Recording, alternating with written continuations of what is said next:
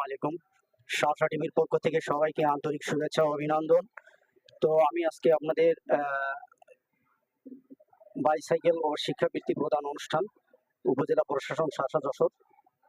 তো মূল অনুষ্ঠান শুরু হতেই এখনো কিছুক্ষণ বাদে হয়তো মূল অনুষ্ঠান শুরু হবে। আমি আপনাদেরকে দেখানোর চেষ্টা করছি যে আসলে মূলত এটা প্রধানমন্ত্রী কার্যালয়তে বাস্তবায়নাধীন বিশেষ এলাকার জন্য উন্নয়ন সহায়তা ও পার্বত্য চট্টগ্রাম ব্যতীত শীর্ষ কর্মসূচির আওতায় 2023-2024 অর্থ বছরে প্রথম ও দ্বিতীয় কিস্তি এবং তৃতীয় চতুর্থ কিস্তির বিভাজন হতে প্রাপ্ত ক্ষুদ্র নৃত্য গোষ্ঠীর ছাত্রছাত্রীদের বাইসাইকেল ও শিক্ষাবৃত্তি খাতে বরাদ্দকৃত অর্থের আপনাদেরকে দেখানো হচ্ছে যে এই